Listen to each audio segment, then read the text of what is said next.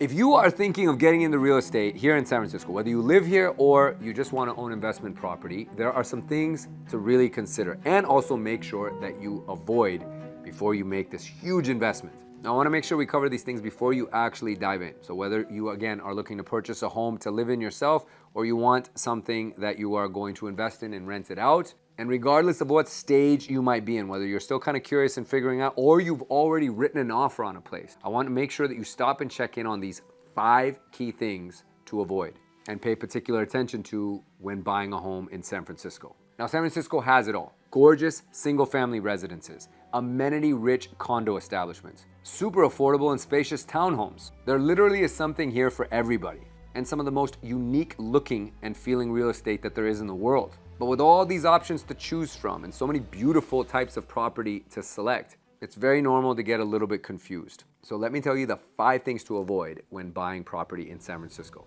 Hello everybody and welcome back. My name is Arjun Dhingra. I'm a 2-time Taekwondo world champion and a 23-year vet of the mortgage industry. I've helped many people over my entire career buy property here in San Francisco, and I'm really passionate about people making smart money moves when it comes to taking out mortgage debt. And I would absolutely love the honor and privilege of being able to help you too. Now, I've been living in San Francisco and the Bay Area for just over 19 years. And I've learned a lot about buying property here, what to avoid, what I should have done, whether it was buying a condo, a home, or a townhome.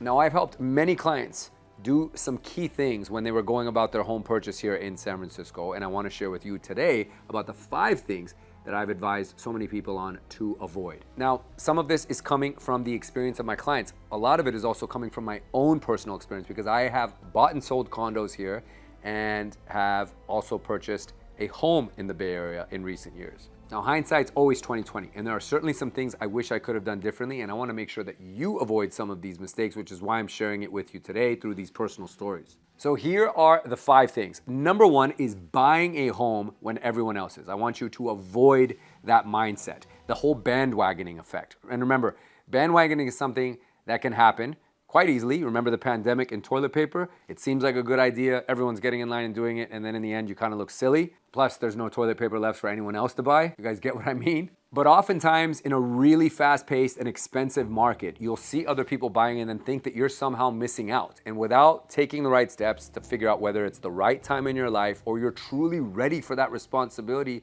of actual ownership, because it's a huge responsibility, I've seen people foolishly jump into doing it simply because they see everyone else. So that is, above all, the number 1 thing that you want to avoid when first getting into your property search here. The second thing to avoid, if you are looking in particular at a condo, is to not check out and see what the makeup is of all of the people that live there. Now, I personally made this mistake in the very first condo that I purchased. I bought it initially with the intention of wanting to live there, but after I closed escrow and spent some time taking some measurements, doing some upgrades to the actual unit, I came to find out that everyone in that particular building was very angry. Now, this had a lot to do with their marital status because everyone in the building was single. They were also a little bit older. You put those 2 together and you have some angry people. The state of the world was also a little bit uncertain at that time. And so I think that had a little bit to do with it, but it still wasn't an excuse because everyone's mood was quite off. And I just didn't feel like being this happy-go-lucky guy in the building, and the only one for that matter, that it would be a really good fit. And it turns out I was right. But if I'd have known this information leading up to it, I probably would not have purchased this building because I genuinely did want to live there when I bought it. So I instantly had to switch gears and now look at making this property an investment or a rental. But every tenant that ended up living there was tormented by everyone who lived in that building.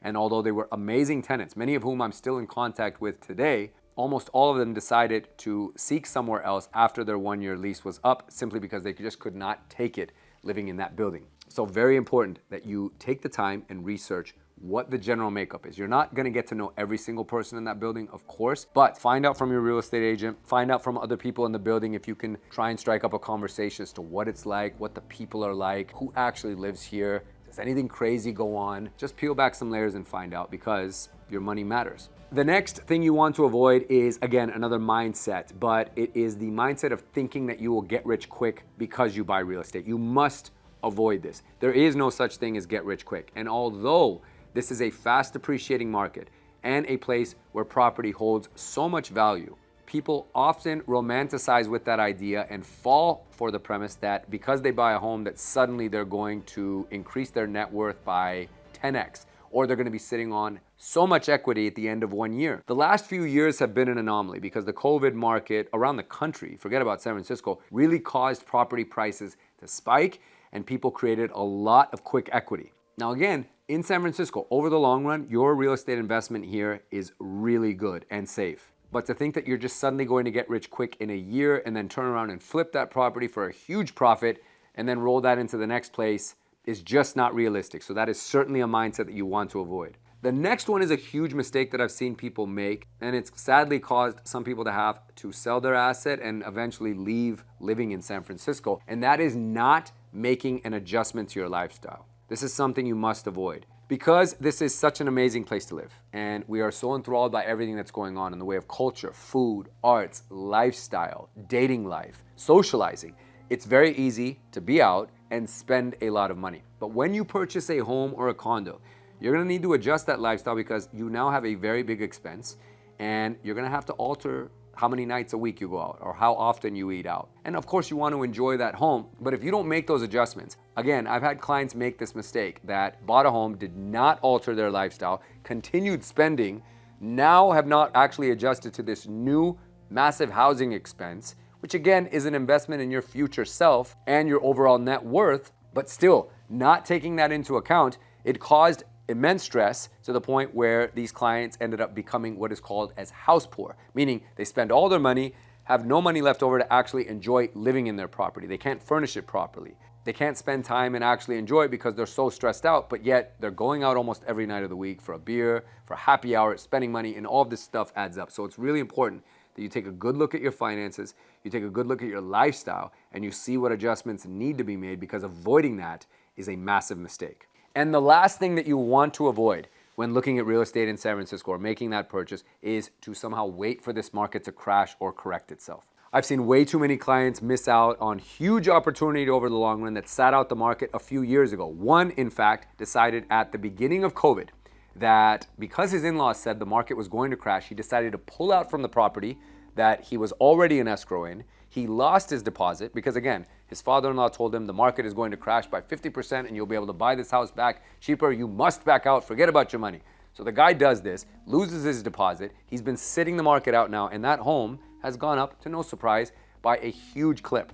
He can no longer afford that home. He's been sitting out. He lost his deposit, and this was just a fool's errand. The market in San Francisco, although it has experienced minor corrections through time, probably the most significant one being during the Great Recession in 2008. But unlike other markets, San Francisco rebounded quite quickly. Why? Because we have a huge imbalance of buyers and supply. This place is very limited in space. It cannot be flooded with a lot of inventory unless there was something going on economically that caused people to leave. And that hasn't actually happened in as long as I've lived here and for many decades prior to that. Because it's so desirable and because people want to live here, you're always going to have high demand, and because there's such few houses or inventory to choose from, prices continue to climb. So skipping out and waiting for the market to crash, either because of an election or because of a pandemic or because of whatever it might be, is a bit of a fool's errand. Now that is certainly relevant in other markets, but in San Francisco specifically or other major US markets like New York, Los Angeles, maybe even Chicago, the trajectory of real estate prices is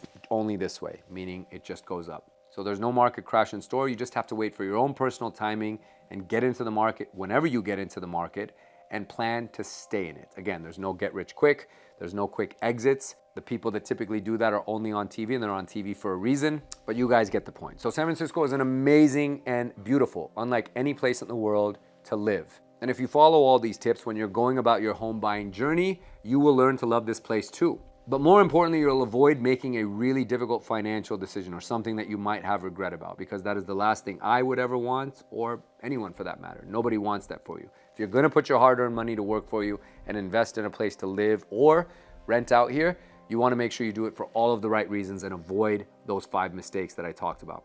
But you know what will not cost you a lot of time or money and actually help you out financially and mentally is subscribing to this channel. Liking this video so that I can reach more people like you, and subscribing to this channel so that you can continue to receive the content that is helpful to people who invest in real estate here in San Francisco and in other markets. The bigger this channel gets, the better the videos get, so thank you in advance for your support. Okay, so if you are thinking about moving to San Francisco, there are two things for you. One, you can check out the San Francisco relocation guide that's right here in the description to this video. This will help you out with resources and information about this market and really kind of starting your journey off on the right foot. And the other thing is that you can reach out to me directly to have a conversation or a consultation anytime. Send me a DM on my Instagram at Arjun Mortgage. It is me that answers all of those DMs. I have my phone right here with me all the time, and I'd be more than happy to answer your questions or have a conversation with you about anything having to do with real estate right here in the Bay Area. But if you're already planning a move to the area or currently looking for your next home right here in San Francisco, or you just want really sound mortgage advice from the best that there is right here in the city, reach out to me via Instagram. And again, we can have a conversation anytime. I hope you guys found this video useful, and I will see you guys on the next video.